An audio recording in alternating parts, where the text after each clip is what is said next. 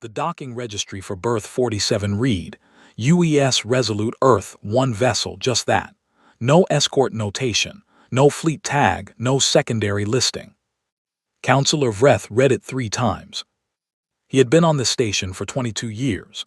He had seen the Drath arrive with 40 warships, their formations so tight they blocked starlight from the outer ports.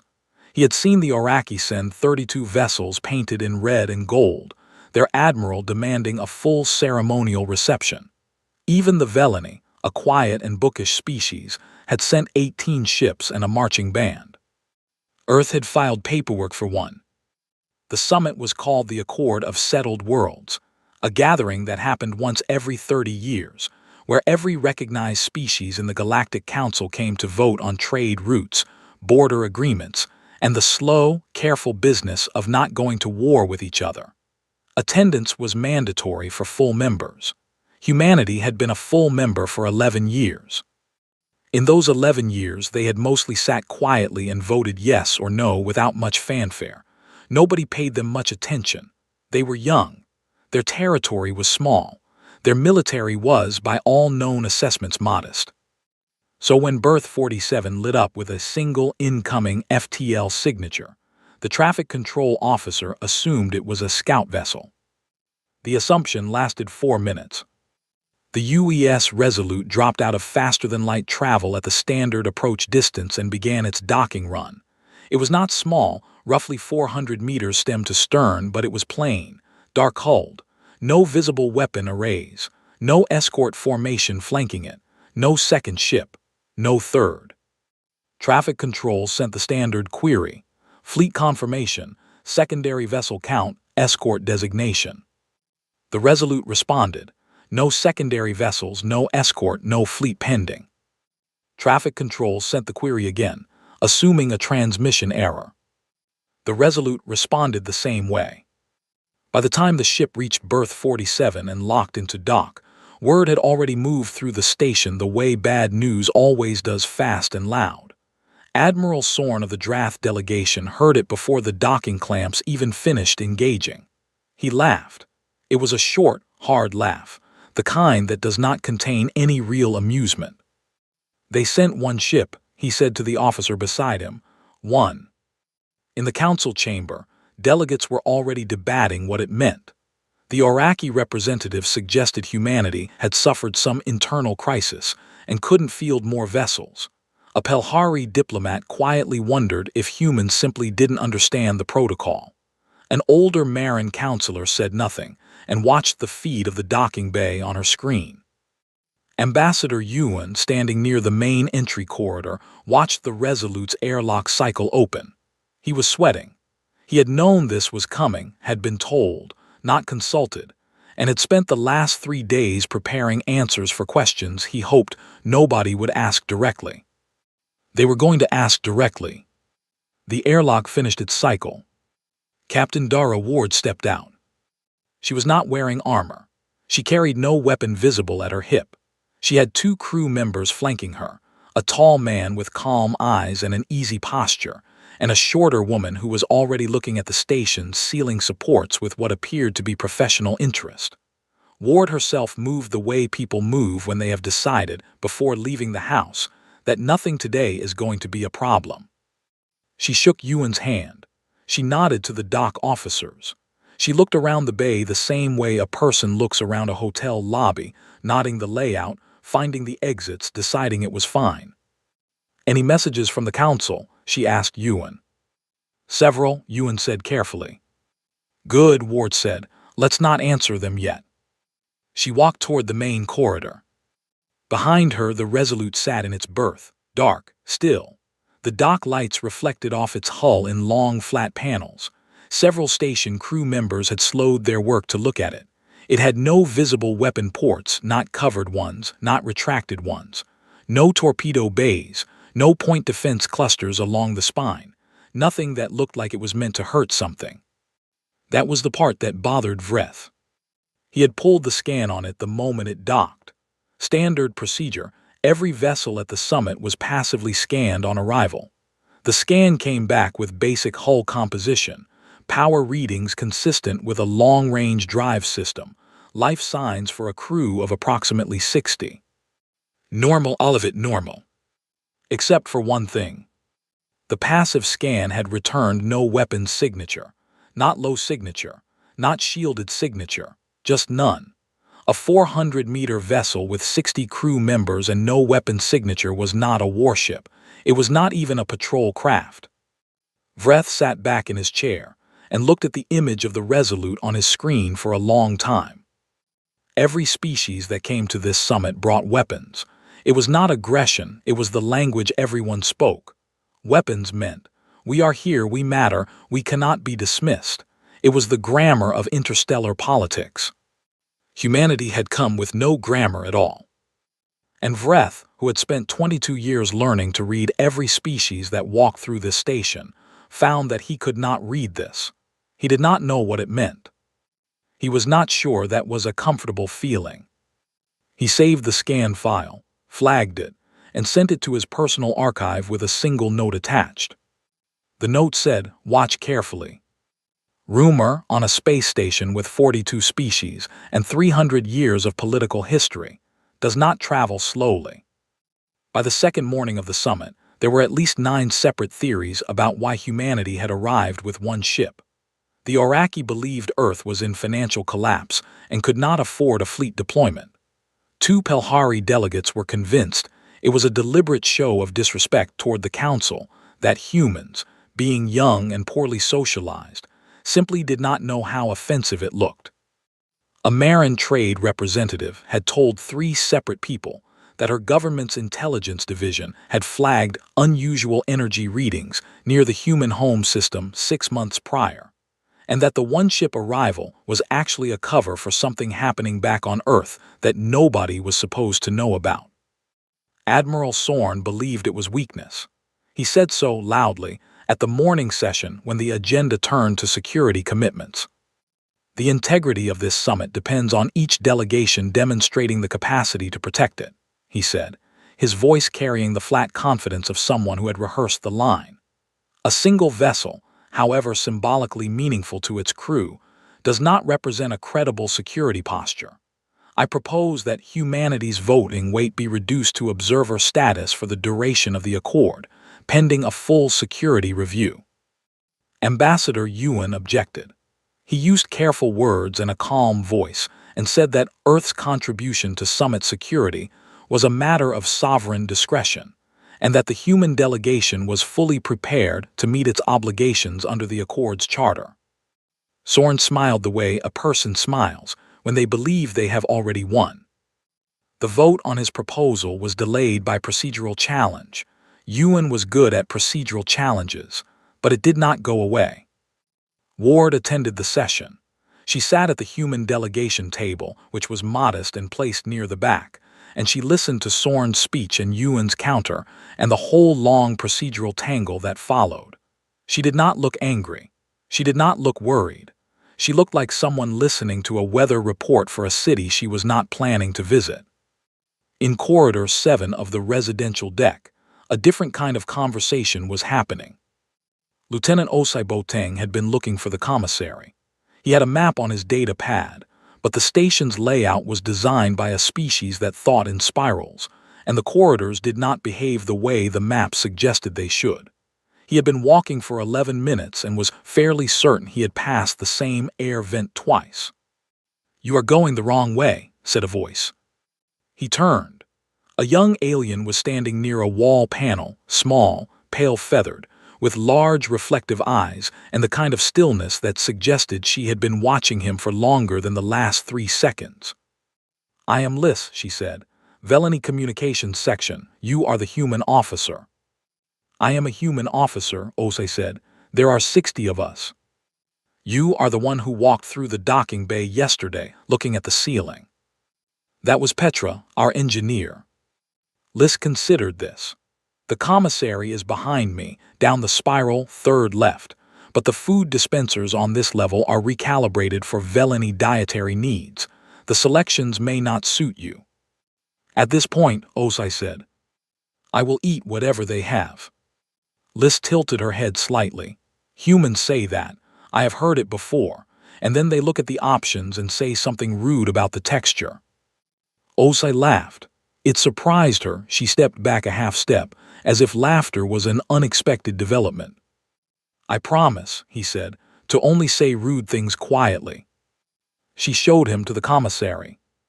Back on the Resolute, Petra Halvorsen was running diagnostics. She did this every day, not because the ship needed it, but because she needed it. The Resolute was her project in a way that the word project did not fully capture. She had spent 9 years building its core systems, arguing with 12 different engineering committees, losing 3 funding reviews and winning 4, and soldering things with her own hands in a dry dock on a cold moon when the contractor walked off the job. She knew every reading the ship should show. She knew the ones it did show. And she knew, with quiet satisfaction, that nobody outside this hull understood the difference. At 1400 station time, a Drath intelligence officer named Reth ran a remote scan on the Resolute from a relay node embedded in the docking bay infrastructure. This was not legal under Summit protocols, but the Drath had installed the relay 3 years ago and nobody had found it yet. The scan ran for 40 seconds. It returned nothing. Not a shielded return, not interference, not a corrupted signal. The scan reported that berth 47 was empty, no vessel present, no mass, no hull, nothing. Reth ran it again. Same result. He stood in the small monitoring room for a moment, looking at the readout, and then he did what any sensible person does when their equipment returns a result that cannot be real. He assumed the equipment was broken and filed a maintenance request. Then he went to find Admiral Sorn. He did not know how to explain what he had seen. He only knew that the Drath fleet had the best scanning equipment in the known galaxy, and that it had just looked directly at a ship sitting 40 meters away and reported that nothing was there. He found that thought very difficult to put down. Nobody announced it as a provocation. That was the point. The Drath filed a standard navigation notice, Patrol Wing 7, 40 ships, scheduled exercise in Sector 4 Alpha. Sector 4 Alpha was listed in the station's outer zone registry as an unrestricted area. Technically, nothing about it violated the summit's rules. Technically. In practice, Sector 4 Alpha sat 200 kilometers off the station's port side. Berth 47, where the Resolute was docked, faced port. The wing moved into position over 3 hours, arriving in a slow and deliberate formation that every sensor array on the station tracked without comment. 40 warships, Drath military grade, which meant thick-hulled, heavily armed, and painted in the dark gray that the Drath used to indicate active deployment status. They were not there for an exercise. Everyone knew it. Nobody said it. Liz was at her communications post when the formation completed. She looked at the display once, said nothing, and began logging traffic frequencies with the careful attention of someone who wanted to appear busy. In the summit chamber, the session on trade route agreements had paused. Nobody was looking at the agenda. Every delegation's side staff was watching feeds of Sector 4 Alpha on their personal screens under the table. Ewan sent a quiet message to Ward. They're in position. Ward was in the Resolute's forward observation room, which was a small space near the bow with a wide viewport and 2 chairs that had seen better days.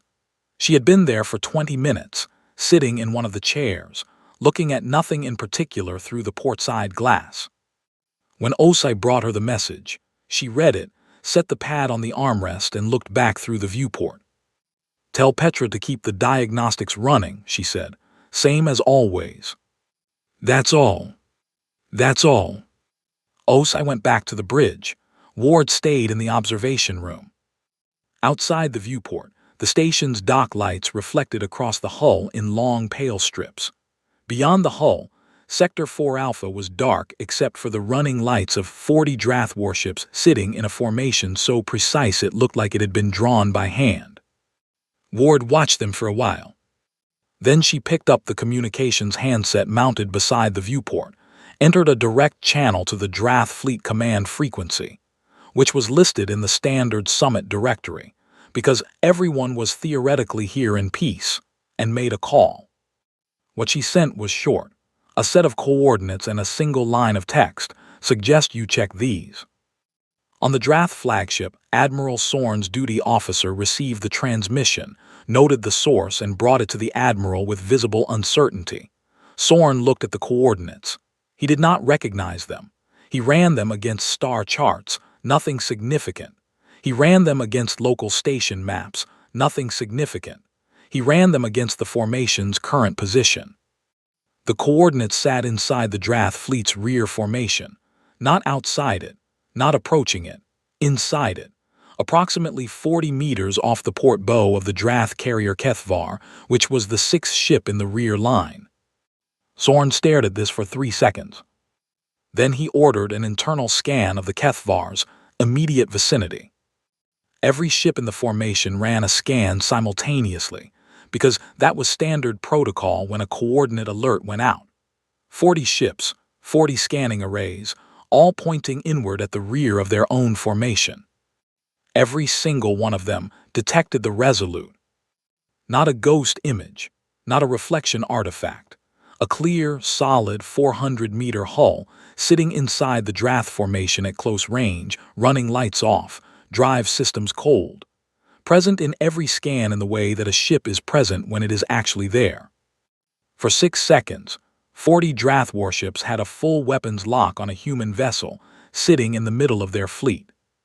Then the scans refreshed. The Resolute was gone from all of them at the same moment, not jumping away, not accelerating, just gone, the way a reflection disappears when the angle changes. All 40 scans returned empty space.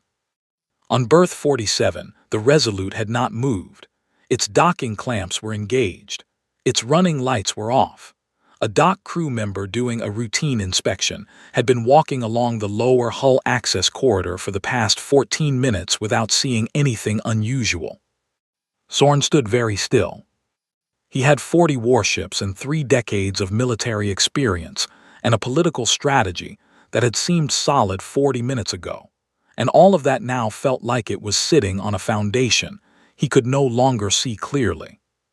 He ordered the patrol wing to stand down from formation and return to standard spacing. He did not file an incident report. In her observation room, Ward set the handset back in its mount.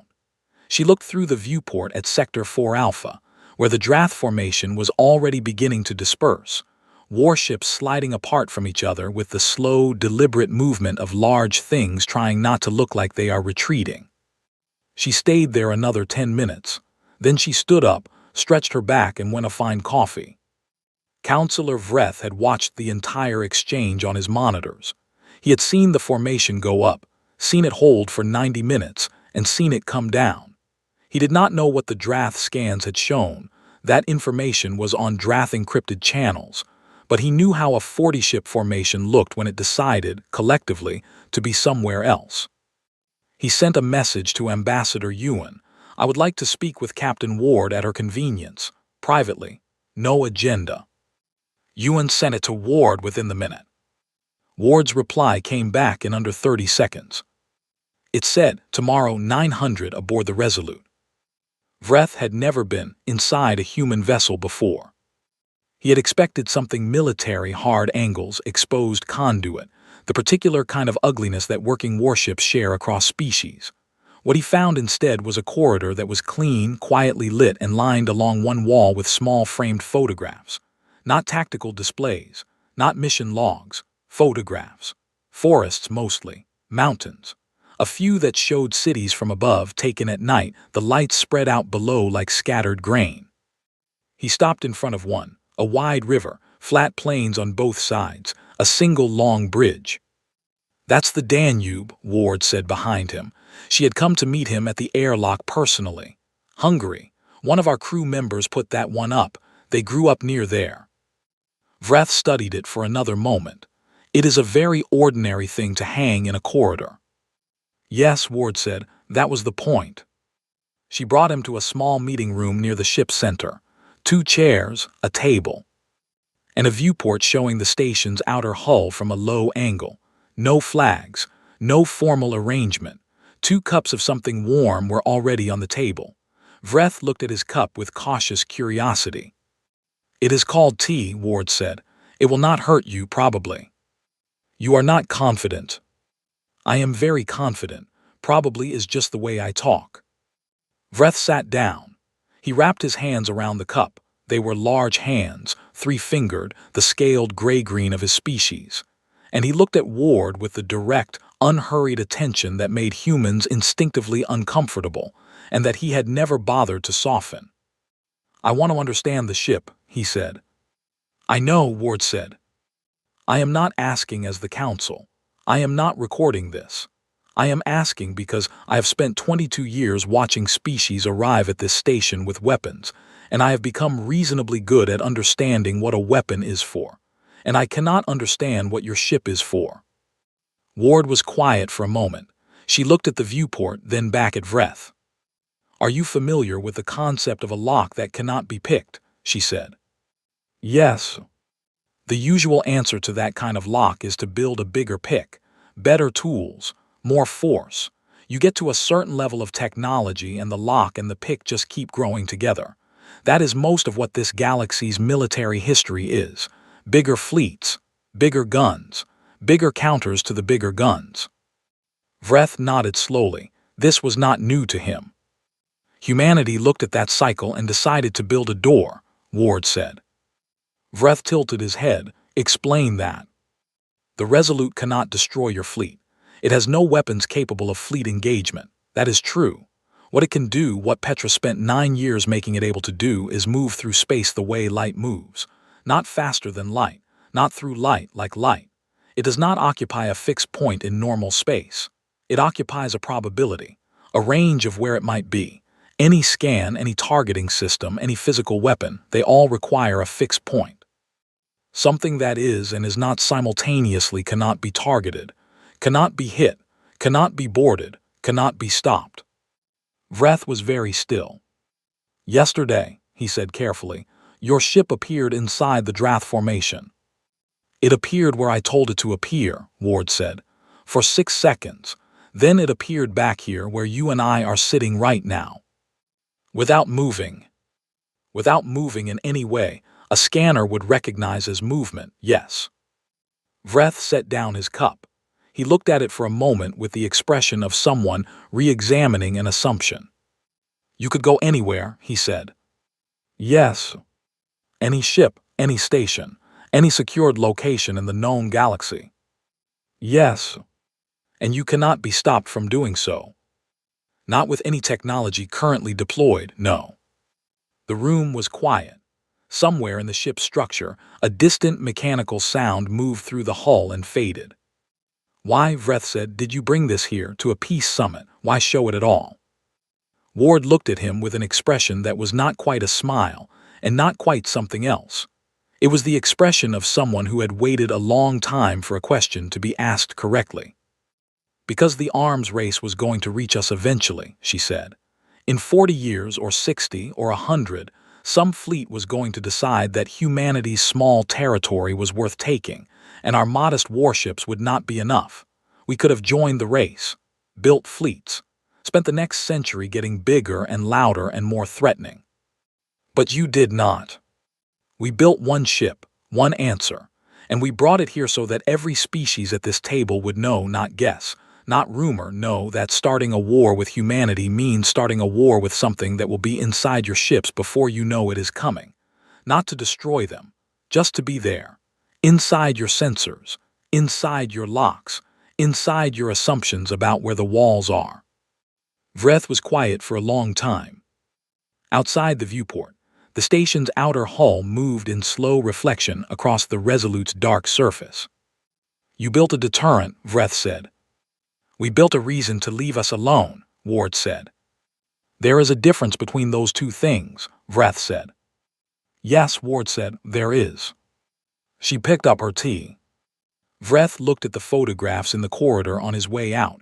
He stopped again at the river, the bridge, the flat plains on both sides. He stood there for longer than he had intended. Fear, when it gets into the chest of someone like Sorn, does not make them go quiet. It makes them move. He called the first meeting that evening, 2 hours after the summit session closed. He used a private channel, a room in the draft delegation's residential block, and a short guest list. The Gorvathi military attaché was on it. So was a senior Pelhari defense observer named Wen, who had a reputation for being quietly flexible on legal questions when the situation called for it. A Marin Rear Admiral named Tura, who happened to be on the station for reasons her government had described as personal. Sorn laid it out plainly, because plainly was the only way he knew how to operate. The Resolute was one ship. It was currently sitting in a dock with 60 human crew members aboard. The station's security presence around berth 47 was minimal. Summit protocol discouraged heavy security posturing near docked vessels as a matter of diplomatic courtesy. A coordinated boarding action, fast and clinical, could take the ship before the humans had time to respond. With the ship in their possession, combined engineering teams could spend the next 6 months pulling its systems apart. Whatever humanity had built, it could be understood. It could be copied. It could be countered. The Gorvathi attaché said nothing for a moment, then said he needed to consult his government. Rear Admiral Tura said the plan had risk, but the logic was sound, and that the risk of doing nothing was larger. Wen looked at the ceiling for a long time and then said he was not comfortable with the word boarding and preferred the term technical recovery. But he did not say no. Sorn took that as agreement.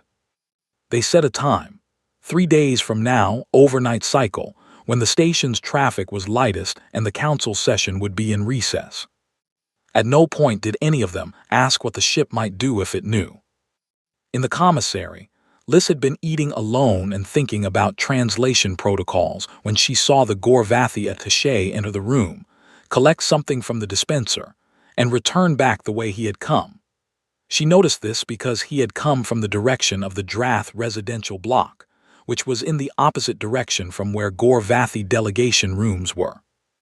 She noticed because she was, by profession and habit, a person who noticed things. She did not think much of it for another 30 minutes. Then she remembered the maintenance relay Reth had filed. She processed communications infrastructure, and the maintenance request had crossed her desk. And she thought about the empty scan result, and she thought about the 40 ships that had quietly moved away from Sector 4 Alpha, and she put 3 things next to each other in her mind and held them there. She found Osai in Corridor 7. He was reading something on his data pad and eating something that smelled strongly of processed grain. "I need to tell you something," she said. He looked up. Her feathers were slightly raised. She had explained to him 2 days earlier in the commissary that Veleni feathers move without conscious control, and that when they raised like that it generally meant anxiety. He put the data pad away. She told him, all of it, the attaché's route, the missing scan, the pattern she could not stop seeing. She was careful to say she was not certain. She said it twice. She said she could be wrong. Osai listened without interrupting. Then he said, "Thank you," and walked quickly back toward the Resolute. Ward received the information 40 minutes later, in her quarters from Osai, who had already checked the timeline against publicly available station activity logs and cross-referenced the Gorvathi attaché's schedule, and found 2 additional anomalies that made Liss's account substantially more credible. Ward sat with it for a while. The standard response, the expected response, was to raise a security alert, call an emergency council session, lock down the Resolute, and request station security intervention. That was the correct procedure. Ewan would recommend it. It would be loud, public, and it would probably work. Ward did not do that. What she did was send Ewan a message with 4 sentences. The message told him to go to the council floor tomorrow morning, before the session opened, and invite every delegation head to look out the portside viewports at berth 47. The message also told him what to say before they looked. Ewan read it twice and sent back a reply that was mostly questions. Ward replied, just the 4 sentences, "Trust me." She did not spend the night worried. She spent part of it in the observation room because she liked it there, and part of it reviewing Petra's latest diagnostic report, which was good. All readings nominal, all systems in the range they were supposed to be. At 600, Petra did one additional thing to the ship, not a modification, not a change to any system. She simply sent a quiet command to the docking interface and changed the status on one field, one line, in the station's berth registry. The field was dock clamp engagement status. It had read engaged. She changed it to disengaged vessel holding position independently. The clamps themselves had not moved. The ship had not moved. The Resolute was sitting exactly where it had been since it arrived, not 1 centimeter from its berth. But now the station systems showed what had always been true. The clamps were not what was keeping it there. The ship was there because it chose to be. Petra logged the change in the maintenance record under a category that nobody would check until after the summit, routine hold verification. Then she went to make tea and let the morning do what it was going to do. Ewan was not a man who enjoyed being in rooms where things were about to change. He did them anyway, because the job required it, but he had never liked the particular quality of silence that a room takes on when everyone is waiting for something they cannot quite name. The council chamber was full of that silence when he walked in. He had spoken to the delegation leads individually, each one in the 40 minutes before the session. He had told them, clearly and without theatrical buildup, that Admiral Sorn had coordinated a plan to board and seize the UES Resolute, that 2 other delegations had been invited to participate, and that humanity had chosen not to raise a security alarm or call for an emergency session. Instead, he said, Captain Ward had asked them to look out the port-side viewports at berth 47 before the session opened. Most of them looked puzzled, 1 or 2 looked frightened, all of them looked. What they saw was a ship sitting exactly where it had been for 5 days, dark hull, running lights off, docked, apparently, the way it had always been docked. Except the berth registry, which several of them checked on their data pads after Ewan mentioned the clamp status, showed the same thing on every screen, dock clamps disengaged, vessel holding position independently. The Resolute had been free this entire time. It could have left the moment Sorn started making calls. It could have left an hour ago, or a day ago, or the night it arrived.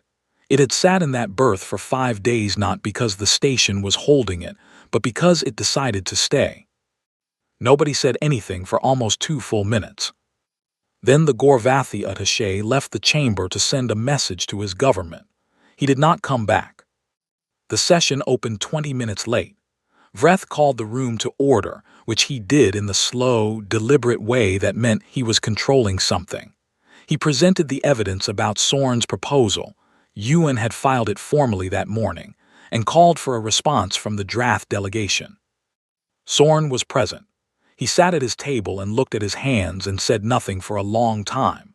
Then he said the situation had been mischaracterized and that he was only exploring security concerns informally.